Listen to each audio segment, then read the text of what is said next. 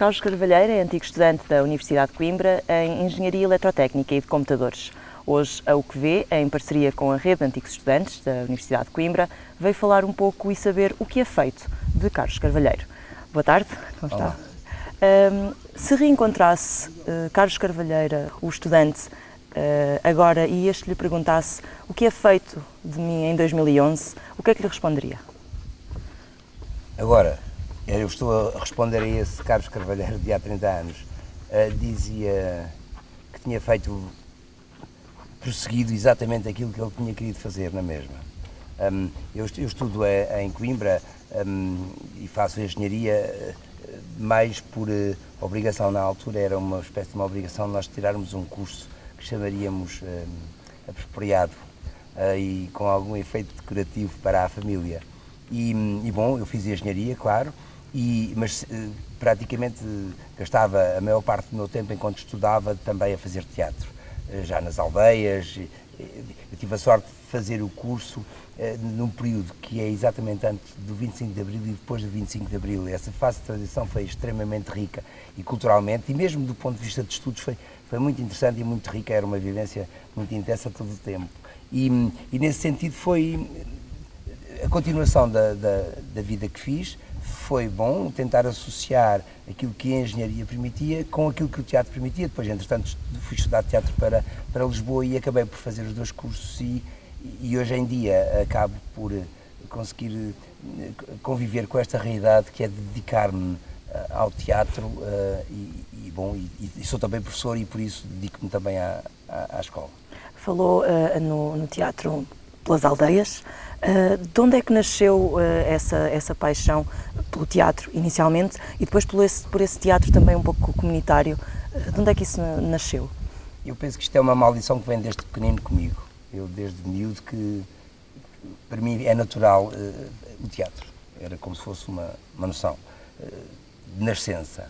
Não tenho ninguém na família que se dedicasse a isto. De qualquer forma, quando chego a Coimbra, e este gosto do teatro e a possibilidade de o fazer era mais diversificada, surge um contacto com uma organização na altura, penso que ainda existe, que era o Graal, que era um conjunto de senhoras, nomeadamente a Maria Luz Pinta Silva, é uma das referências que tinha nessa altura, e que fazia um trabalho comunitário nas aldeias, no sentido de alguma alfabetização e de alguma animação do ponto de vista cultural. E pediram-me se eu podia dar uma ajuda nisso, e eu acedi com muito gosto, e foi na sequência disso que comecei a criar uma ligação com as pessoas das aldeias, em Eiras, em Antuzede, que permitiam essa possibilidade de fazer a atividade teatral. Na altura não era muito vulgar. Antes de 25 de Abril até poderia quase ser desconfiável porque é que andam a fazer estas coisas da cultura nas aldeias, mas depois do 25 de Abril foi uma festa. E houve um período durante 2 ou 3 anos em que as pessoas gostavam mesmo, e então era mesmo uma euforia o ato do teatro, enquanto na prática era a minha forma de fazer política. E depois disso surgiu fundar um grupo mesmo, uma companhia. Sim, mesmo. Foi outro caso. Como sempre, eu acho que a vida é feita de conjunto de circunstâncias, mas sim, eu fui colocado em Tomar, a terra onde nasci, a fazer a dar aulas, e surgiu a possibilidade de formar um grupo, que foi formado, o Fatias de Cá, um nome um bocadinho parvo, mas que acaba por ser o nome que fica, não se conseguiu nunca mudar. Esse grupo vem a desenvolver um trabalho, vem a aumentar, vem a criar uma espécie de um caminho próprio de funcionamento, vem a criar uma vertente profissional e uma vertente amadora. Neste momento tem um projeto apoiado pela Comunidade Europeia que junta 3 países, no caso Polónia, Inglaterra e Portugal, para contarmos uma peça em 2 línguas, como se fosse confronto de culturas, no caso A Tempestade do Shakespeare. E, bom, é um percurso de 30 anos que, entretanto, existe e é uma história longa. E agora, com esta companhia, usa uma técnica diferente de fazer teatro, uma técnica que concilia o património, o espaço, com o próprio teatro. De onde é que isto surgiu? Porquê Porque não utilizar? havia teatros disponíveis em Portugal, ou melhor, os cineteatros, os sítios onde era possível fazer teatro, eram normalmente pessoas que alugavam esses sítios para se poder fazer lá o teatro, e com toda a panóplia de luzes e de cenários e dessas coisas que dão depois o decor no próprio teatro. Não havia muito, e quando havia não era fácil, e nós começámos a criar a ideia que poderíamos usar como cenário espaços que já existiam. E depois, como normalmente esses espaços não era possível andar lá com grandes coisas de luz, né? Nós tínhamos essas condições, começámos a perceber que a luz do dia também era capaz de ser interessante para fazer os espetáculos. E depois pensámos que se calhar também era melhor aproveitar isso, porque normalmente ao fim do dia para fazer isto, para poder ser a hora de jantar e ser mais prático as pessoas comerem no espetáculo. Na verdade, nós não inventámos nada, nós fazemos outra vez o que fazia o Shakespeare no tempo dele, que as pessoas para irem ver teatro tinham que atravessar o rio e depois chegavam lá e havia um sítio onde comiam, onde viviam e passavam a tarde e depois ao fim do dia voltavam. Isto tem sido bastante do agrado do público. Eu acho que as pessoas gostam mesmo de se envolverem em histórias, porque o cenário cria o teatro é basicamente criar uma convenção de outro aqui e de outro agora. Afinal, estão na Idade Média e isto passa-se não sei onde. E o público aceita esta transferência. Se o espaço, o cenário ajuda a compreender isso, se o facto de as pessoas terem a refeição partilharem uma refeição depois em comum aumenta o tempo de estar, é como se o ato teatral tivéssemos mais instrumentos para que esta convenção funcionasse, no sentido das pessoas se sentirem mais emocionadas ou mais divertidas, gostarem mais do ato teatral. E aqui faz também um pouco de tudo. Fundou, é diretor artístico, encenador, ator, acaba por ser um pouco multifunções aqui. O que é que lhe dá mais prazer fazer? Aquilo que eu gosto mais é do ato da concepção, ou seja, como é que passamos de um texto escrito a um texto vivido. Normalmente isso obriga a um trabalho dramatúrgico, que é para compreender melhor como é que aquela história pode ser contada. Mas normalmente também o que manda neste processo é o espaço. É preciso saber então onde é que se vai fazer.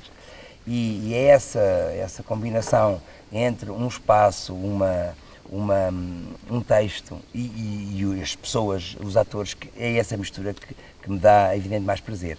Mas, não é evidente, dá-me mais prazer. De qualquer forma, isto é tudo uma espécie de uma mistura. Não dá muito prazer andarmos a carregar com coisas, mas é uma tarefa que precisa de ser feita também. Para tudo, é como se é no conjunto que achamos graça a trabalhar e todos nós podemos colaborar nisto. Deixa-me dar-lhe um exemplo rápido. Nós temos uma peça no Convento de Cristo, que é o sítio muito adequado para fazer o nome da Rosa. É um não-convento, portanto aquilo funciona tal e qual.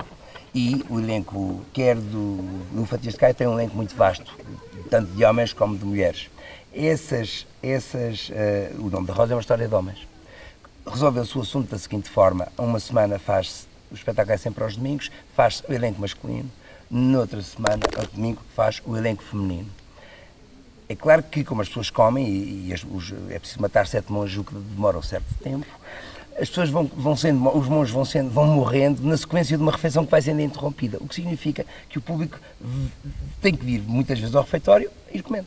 Bom, essa comida precisa de ser servida por monges. Então é simples, quando os homens fazem, são as mulheres que servem e vice-versa. Normalmente seria esta a lógica. E uma tarefa acaba por ter que ser tão interessante como a outra. Ótimo.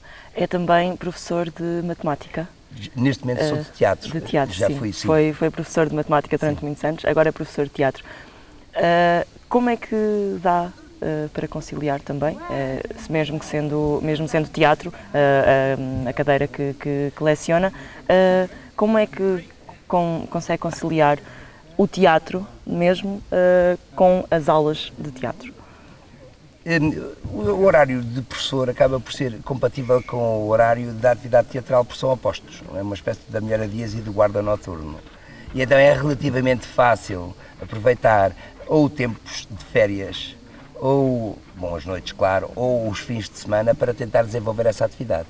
Aliás, a maior parte das pessoas que estão ligadas ao Fatias de Cá acabam por ser pessoas ligadas ao ensino, ou porque são estudantes, ou porque são professores. Algumas pessoas, evidentemente, também já reformadas, já há uma ideia que não há nenhuma distinção de nada neste grupo, todas as pessoas poderão participar, e nesse sentido não tem sido muito difícil. Tenho uma última pergunta para lhe fazer. Perguntei-lhe, a primeira pergunta que lhe fiz foi se reencontrasse Carlos Carvalheiro, estudante. Agora pergunto-lhe, daqui a 30 anos, se reencontrasse daqui a 30 anos, onde é que esperaria estar? No mesmo sítio. Parece-me que tenho não prevejo que a minha mania do teatro vá modificar-se. Há uma ligação muito precisa com a minha maneira de viver. E o facto, não há nada de dissonante, por exemplo, com a engenharia. A engenharia ensinou-me várias coisas. Uma delas que me ensinou é que a lógica precisa de ser uma espécie de uma disciplina que temos que praticar na nossa vida. E no teatro isso também se aplica, de modo que parece-me que a relação que eu tenho com o teatro é a mesma relação que tenho com a vida de todos os dias, é indissociável, e por isso não prevejo que vá modificar-se. Dr. Carlos Carvalheiro, muito obrigada pela sua disponibilidade por nos receber. Tive muito gosto.